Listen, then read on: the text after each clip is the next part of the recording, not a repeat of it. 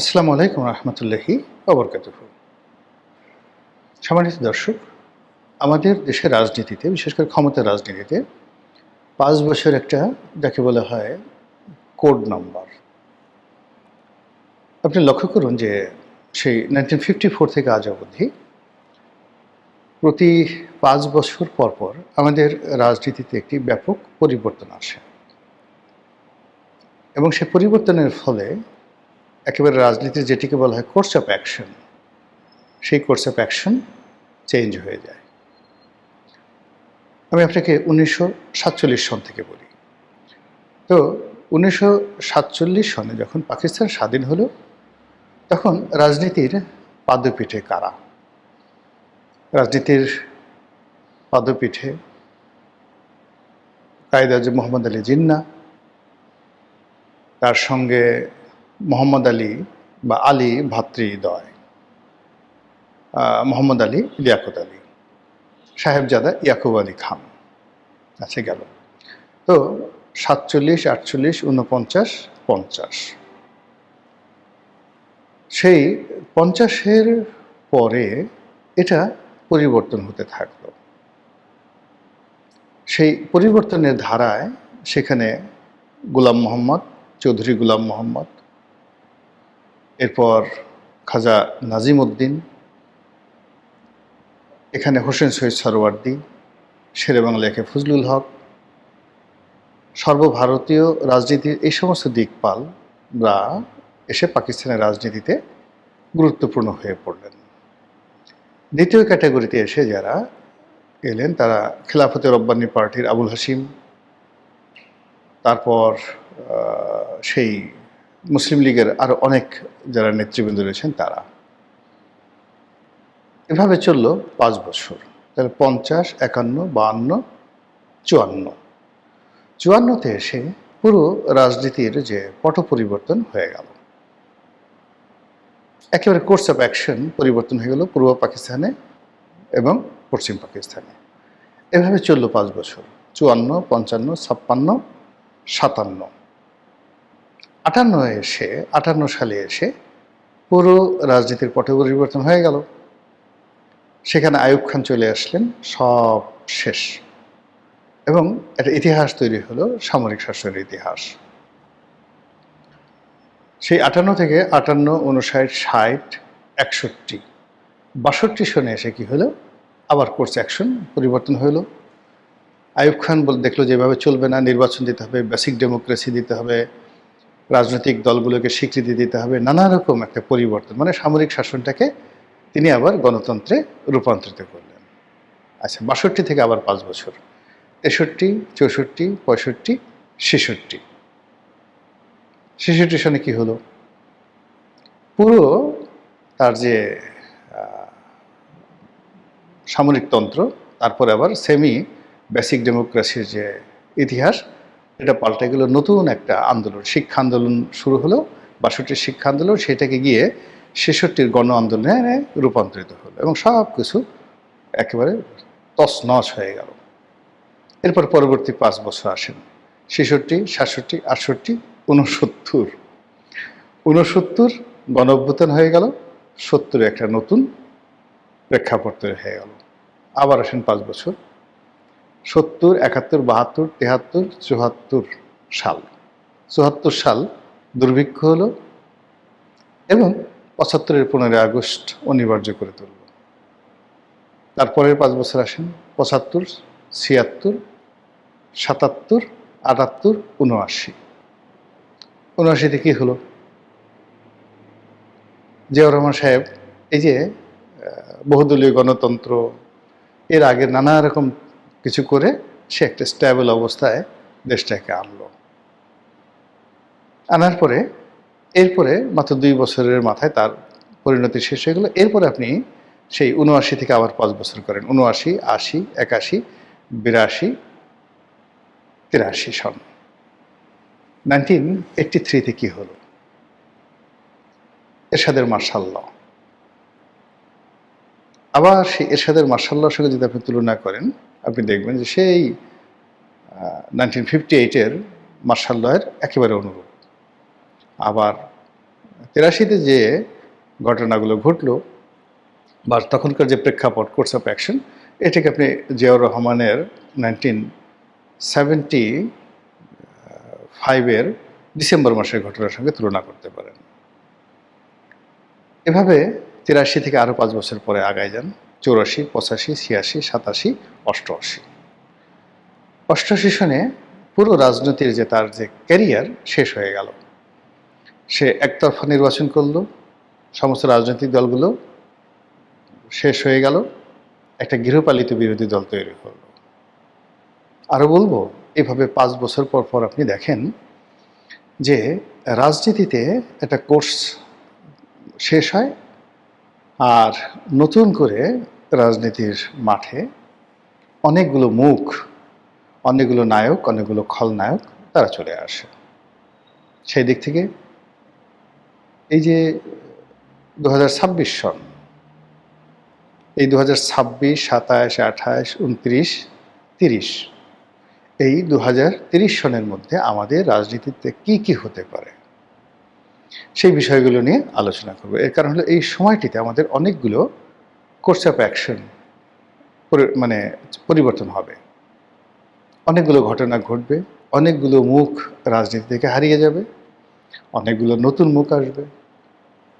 এখন আমরা যাদেরকে দেখছি, আমরা দেখছি জামাতের আমির গোলাম পারওয়ার সেক্রেটারি, আমরা দেখছি জামাতের সঙ্গে অনেকগুলো ইসলামী দল নয়, প্রথাগত সাধারণ দল, তাদের একটা ঐক্য হয়েছে।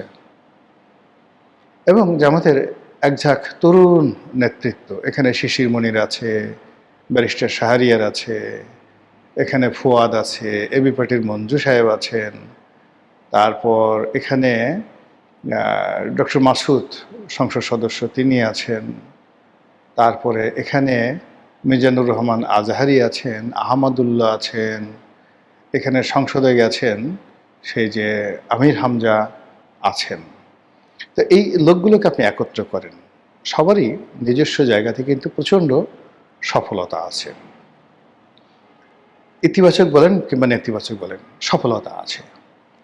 তো সেই সফলতার প্রেক্ষিতে বিরোধী দলের এই মুখগুলোর সঙ্গে সঙ্গে আবার মামুনুল হক সাহেব আছেন, তারপর মেজর আক্তার আছেন, কর্নেল ওলি আছেন, তারপর সেখানে কর্নেল ওলির সাথে সাথে আরও অনেকগুলো মুখ সামনে চলে আসবে। এরপর 11 দলীয় যে জোট, ঐক্যজোট, সেই 11 দলীয় ঐক্যজোটে হাসনাত আছে, সার্জিস আছে, তারপরে মাহফুজ আছে, আরও অনেকে আছেন।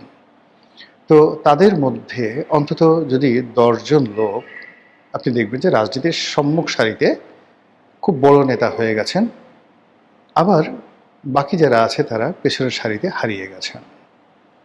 বিএনপির মধ্যেও একই অবস্থা। এখানে তারেক রহমান, জাইমা রহমান, জোবাইদা রহমান এই পরিবারে, ওনার আপনজনের মধ্যে ওনার যে ব্যক্তিগত যে সহকারী সানি, সে আছে, অপু আছে, নুরুদ্দিন অপু, মিয়া নুরুদ্দিন অপু আছে। তারপরে এখানে আমি দুটো শব্দ কিন্তু ব্যবহার করি, আমি যাদেরকে বলি আছে তারা আমার স্নেহভাজন, বয়সে ছোট, আর আমি অনেকে আছেন বলি, মানে তারা আমার সমপর্যায়ের বা সিনিয়র বন্ধু বান্ধব। এই জন্য মানে অনেক সময় কথার কারণে মনে হতে পারে যে লোকটি বেয়াদব কথা বলছে, মানুষকে সম্মান রেখে কথা বলছে না। যাই হোক, সেই জিনিসগুলো মানে আমি খেয়াল রাখি, যারা দর্শক তাদের জন্য আমি জিনিসগুলো বলছি। এর বাইরে যেটি আছেন সেটা হলো সালাউদ্দিন সাহেব আছেন, এরপর আইনমন্ত্রী আছেন, আসাদ আছেন, তারপর ডেপুটি স্পিকার আছেন, ব্যারিস্টার কায়সার কামাল আছেন, তারপর ব্যারিস্টার রুহুল কুদ্দুস কাজল আছেন, তারপর মানে এই ইয়াংদের মধ্যে যারা মোটামুটি এখন সরকারি দলের কর্তৃত্ব করছেন, যাদের হাতে মূলত ক্ষমতা। এর বাইরে ওনার বিশ্বস্ত যারা লোকজন আছেন, সে বিশ্বস্ত লোকজন এখনও লাইমলাইটে আসেনি, খুব দ্রুত চলে আসবেন। সেটা হলো স্থানীয় সরকার এলজিআরডি যে মিনিস্ট্রি রয়েছে, সেই মিনিস্ট্রিতে যিনি প্রতিমন্ত্রী আছেন, বগুড়া থেকে হয়েছেন এক ভদ্রলোক, দলের মধ্যে খুবই প্রভাবশালী। এই মুহূর্তে তাকে যাকে বলা হয় ডিফ্যাক্টো সাধারণ সম্পাদক বলা হয়। উনি আছেন। এরপরে চিফ হুইপ যিনি আছেন তিনি আছেন। শহীদুদ্দিন চৌধুরী আনি তিনিও আছেন, জহিরুদ্দিন স্বপন আছেন। তো এরকম সরকারি দলের অন্তত 100 তরুণ এবং মধ্যবয়সী যারা লোকজন রয়েছেন, তাদের মধ্যে একটা বিরাট অংশ পেছনে পড়ে যাবেন আর বিরাট অংশ সামনে চলে আসবেন। এই হলো এখানকার দৃশ্য। বাইরে কি হতে পারে? বাইরে হাসানুল্লাহ কিনু সাহেব, রাশেদ খান মেনন সাহেব, ওনাদের মতো লোক ছাড়াও সেই হেফাজত ইসলামীর অন্তত 1 ডজন আওয়ামী লীগপন্থী যারা নেতা আছেন, যারা খুবই জনপ্রিয়, ওয়াজের ময়দানে সংগঠন চালাতে গিয়ে এবং হেফাজত তাবলিগের মধ্যে তাদের একটা বিরাট প্রভাব রয়েছে। আমি ব্যক্তিগতভাবে কারো নাম বললাম না। অন্যদিকে আওয়ামী লীগের যে রাজনীতি, সেই রাজনীতিতে শেখ হাসিনা ছাড়াও জাহাঙ্গীর কবির নানক সাহেব আছেন, বাহাউদ্দিন নাসিম সাহেব আছেন। কোনো অবস্থায় আপনি তাদের যে প্রভাব, এটা আপনি বন্ধ করতে পারবেন না। এদের একটা গ্রুপ হয়ে গেছে রাজনীতিতে, অর্থাৎ বাহাউদ্দিন নাসিম, আলাউদ্দিন নাসিম, তারপর জাহাঙ্গীর কবির নানক, ওনাদের একটা পলিটিক্যাল গ্রুপ ঠিক সেম এইজে আছেন, যারা দেশের বাইরে থাকা সত্ত্বেও তাদের মধ্যে একটা পোলারাইজেশন হচ্ছে। শেখ পরিবারের মধ্যে শেখ ফজলে নূর, তাপস আছেন, পরশ আছেন, শেখ রেহানার ছেলে ববি আছেন, তারপরে সজীব ওয়াজেদ জয় আছেন, পুতুল আছেন। আপনি এদেরকে রাজনীতি থেকে বাদ দিতে পারবেন না। অন্যদিকে শেখ সেলিম সাহেবের যে ছেলে একজন আছেন, যিনি যুবলীগ করতেন, ব্যারিস্টার, তো নাইম, ব্যারিস্টার নাইম। তারপরে আবুল হাসনাত আবদুল্লাহ সাহেবের ছেলে আছে, যিনি বরিশালে মেয়র হয়েছেন, হাসনাত আবদুল্লাহ। মানে আওয়ামী লীগের রাজনীতিতে তাদের যে অবস্থান, এর বাইরে আর অনেক যে সকল রিফাইন্ড নতুন ছাত্রলীগ যুবলীগ থেকে একটা বিরাট গ্রুপ চলে আসবে। যেমন ধরুন লিয়াকত শিকদার, নজরুল ইসলাম বাবু, ইকবালুর রহিম, এরকম ছাত্রলীগের সাদ্দাম, তারপরে গোলাম রব্বানী, নাজমুল, মানে যারা অতীতে প্রেসিডেন্ট সেক্রেটারি হয়েছেন, তাদের মধ্যে যাদের ফাইন্যান্সিয়ালি বা যাদের বিরুদ্ধে করাপশনের অভিযোগ ওরকম বেশি একটা নেই, বা যারা পদ পদবি পাননি, এরকম অনেকে সম্মুখ সারিতে চলে আসবেন। যেমন শেখর আছেন, আবু সাইদ স্বপন আছেন। ওনারা সবাই এরকম আওয়ামী লীগের অন্তত 100 জন নেতাকর্মী, তারা এই দলটির নেতৃত্বে আসবেন, অথবা আওয়ামী লীগ যদি হারিয়ে যায় এরাও হারিয়ে যাবেন। তো এই যে হারিয়ে যাবেন, এটা হলো আমাদের স্বাভাবিক যে প্রক্রিয়া।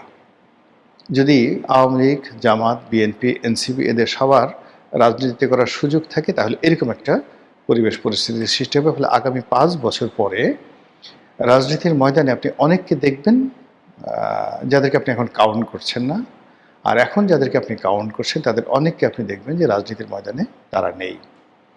এই গেল একটা। দ্বিতীয় যেটা আছে সেটা হলো যে, যদি সরকার খুব ভালো করে, বিএনপি খুব ভালো করে, আওয়ামী লীগ ধীরে ধীরে ধীরে ধীরে যাকে বলে পিছনের সারিতে চলে যাবে, একসময় মানুষ ভুলে যাবে।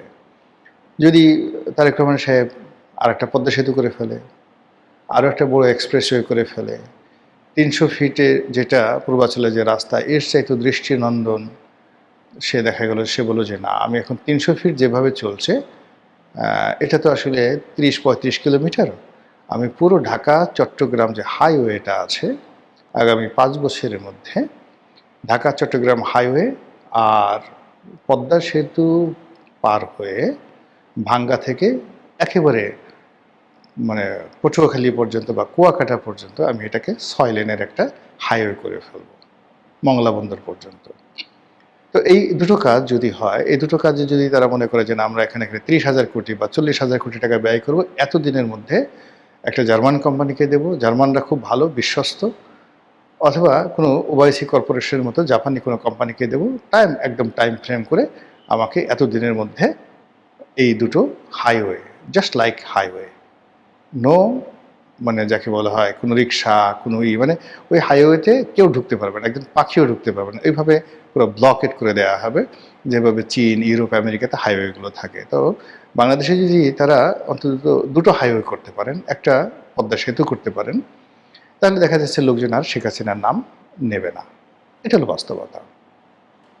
কিন্তু তারা যদি এই কাজগুলো করতে না পারে, শুধুমাত্র কার্ড বিতরণ করে, শুধুমাত্র খাল খনন করে, শুধুমাত্র যে সেই নানা রকম কথাবার্তা যেগুলো বিতর্ক হচ্ছে ইদানিং, সেই কাজগুলো করতে থাকি, তাহলে দেখবেন যে অনেকে হারিয়ে গেছে।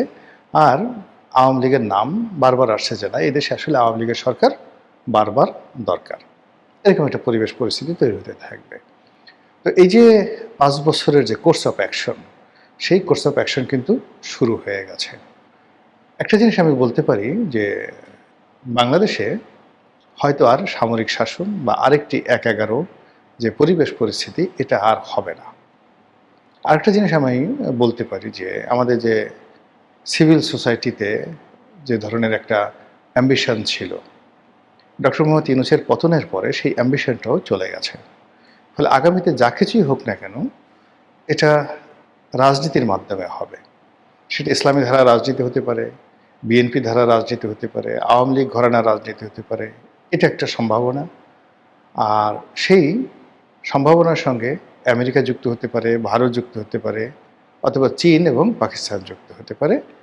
কিন্তু ঘটনা যাই হোক না কেন, 5 বছর পর আপনি আজকের এই 2026 সনের যে রাজনীতি দেখছেন, তার 5 to 10% রাজনীতি আপনি দেখতে পাবেন না। 5 বছর পর আপনি যা কিছু দেখবেন, একেবারে 90% একটা ভিন্ন পরিবেশ, ভিন্ন আঙ্গিক আপনি দেখতে পাবেন। মহান আল্লাহ আমাদের সবাইকে হিদায়াত দান করুন এবং হেফাজত করুন। আসসালামু আলাইকুম ওয়া রাহমাতুল্লাহি ওয়া বারাকাতুহু।